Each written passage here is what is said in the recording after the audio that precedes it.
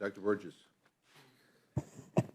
Thank you, Mr. Chairman, and again, I will also stipulate that Ranking Member Cole asked a great number of the questions that I was contemplating, but thank you all for being here today. And Chief, can I just ask you, because it is a deficit in my historical knowledge, you keep referring to an 1866 what was it, a reformatting or a re-signing of the treaty at that time? Is that correct?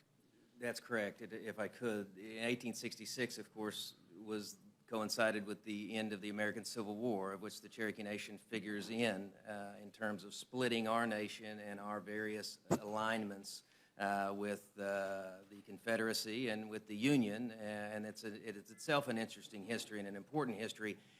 In the post-Civil War era, there were a series of treaties that the United States came to the tribes at that era and renegotiated, and so there were changes.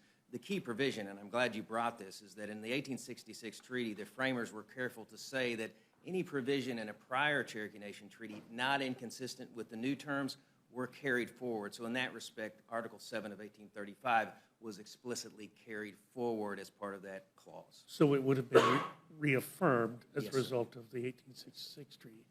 And Ms. Schwartz, thank you for reading Article 7 for us. It is, as I listened to you reading that, in my mind's eye, it was describing a people that were relocated outside of the then existing United States to an area that was, in fact, a territory, not a state. Does that have any implication for what we're discussing today, now that statehood, whether we'd agreed with it or not, I'm just kidding, because Texas-Oklahoma has a certain rivalry, but after statehood was conferred upon Oklahoma, does that change the equation now that Oklahoma is a state? It's certainly something that this body can take into consideration when it is deciding its interpretation of the treaty language. The words immediately preceding the delegate provision do say in their removal beyond the territorial limits of the states. So certainly at the time the treaty was signed, the Cherokee did not have other representation in Congress because the area to which they were removed was not a state. However, it does then say it is stipulated that they shall be entitled to a delegate in the House of Representatives whenever Congress shall make provision for the same. And that provision is not explicitly contingent on the territory remaining not a state.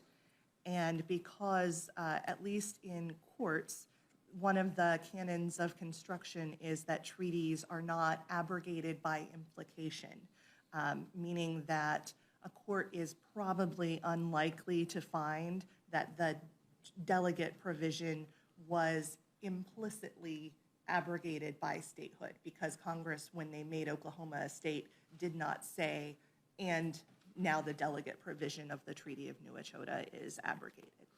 Well, let me just ask you a question then. Say, for example, the Dakota Territory, when statehood was achieved by North and South Dakota, presumably they had territorial representatives, or did they have territorial representatives in the House of Representatives at that time?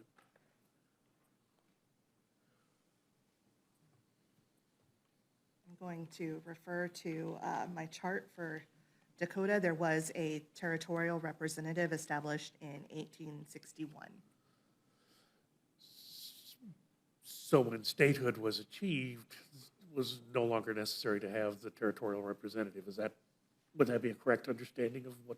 Correct. So the Statehood Act, or the Enabling Act itself, generally took care of arranging those procedural matters. And then when Oklahoma became a member of the United States, and we are grateful that you became a member of the United States, even though you raid our high school football ranks for your football team. But seriously, what? I'll stipulate, usually this year accepted, our Texas players are better than your Texas players. Does this figure into the discussion at all, is the only question I'm asking, because just like Chairman McGovern and Ranking Member Cole, and we all get questions about this, And I just want to be sure that we have our facts correct when we present this information on the floor of the House. So because there was not a Cherokee delegate in the House at the time of Oklahoma statehood, the legislation enabling Oklahoma statehood did not mention a Cherokee delegate. So So- it was neither acknowledged as a continuing promise nor eliminated. Okay, so it was silent on the fact. Okay, well, then I'll just ask the same question you've probably been asked now 3 or 4 different times. And if you detect a theme of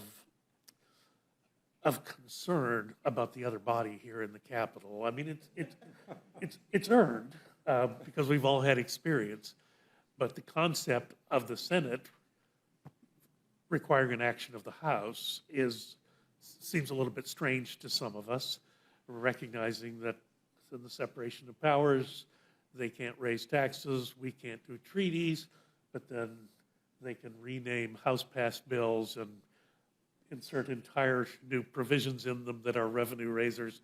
So the Senate effectively gets around the fact that the House is the site of the origin of all revenue bills. But we never enter into treaties on the House side. So this is something that, from an institutional perspective, I think we need to address the ability of the Senate to require us to do something as a result of one of the treaties that the Senate has entered into.